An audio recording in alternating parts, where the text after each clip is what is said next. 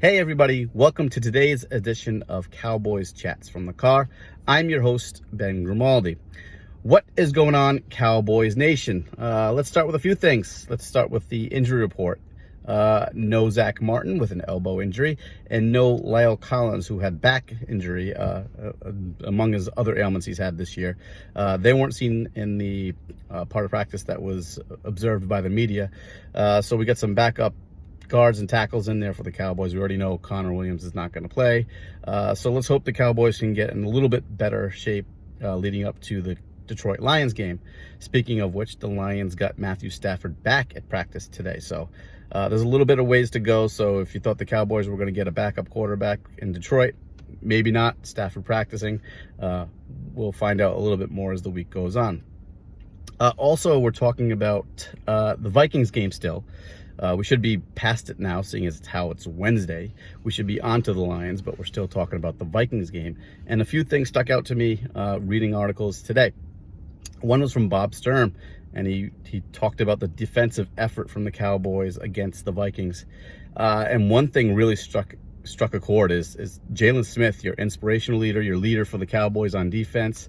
He had a pathetic effort on more than one play against the Vikings. So that was a bad look on Jaylon Smith, who needs to take a look in the mirror and look at not only how he's playing, but how he's perceived to be playing. He looked like an absolute dog against the Vikings. He gave up on plays. He was lackadaisical. It was a terrible look for Jaylon Smith against the Vikings, and he's supposed to be one of the leaders on defense, and that's very questionable right now. Jaylon Smith looked terrible, and he quit on a number of plays against the Vikings. That's bad. There was another piece by Brian Baldinger for Yahoo Sports about Ezekiel Elliott and how he looked against the Vikings and how he didn't look the same last year. He had more juice in his legs last year, and he doesn't think that Elliott has the same kind of juice this season.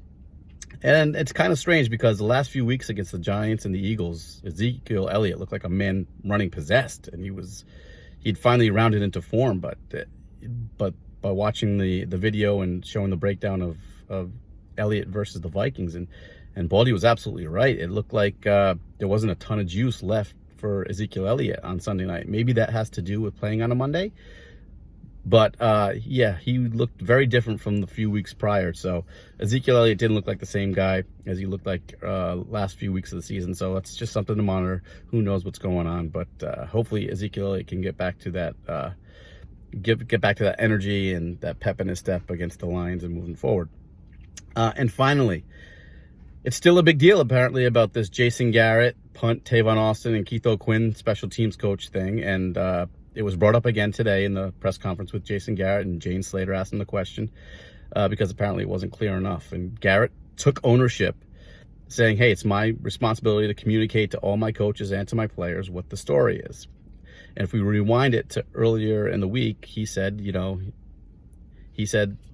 could return the punt. And he said apparently he communicated that to the special teams coach, which wasn't apparently communicated properly.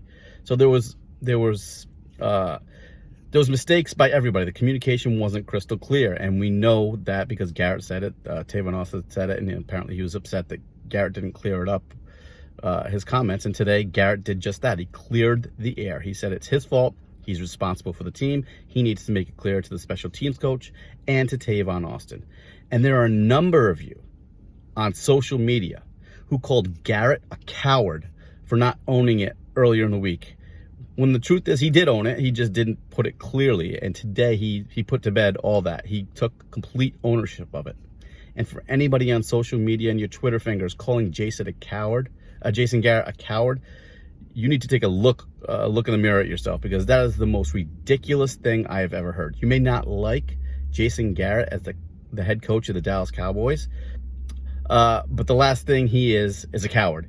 Jason Garrett is a man of impeccable integrity. He has great integrity. He brings people together. He's the last person you would think of to be called a coward. And if you're calling Jason Garrett a coward, you just have absolutely no clue what you're talking about.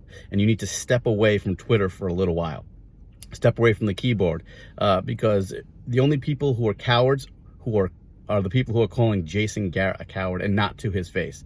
So if you're somebody who's saying Jason Garrett is a coward, you have to be the dumbest person or people I've ever seen, because that is the absolute most ridiculous thing. Jason Garrett is not a coward. He has very good communication, usually with his team and inside that locker room. The players, apparently Jane Slater said the players appreciated Garrett sticking up for them and the coaches and setting the record clear. But if you're somebody who thinks that Jason Garrett is a coward, it's unfathomable to think that, and you're absolutely incorrect. You're wrong, and you have to be the dumbest person to actually think that Jason Garrett is a coward. So that's the take for today. Thanks for paying attention. You can find me on Twitter at Ben Grimaldi, as well as writing for the Cowboys Wire and writing for thecowboysnation.com. Thanks, guys.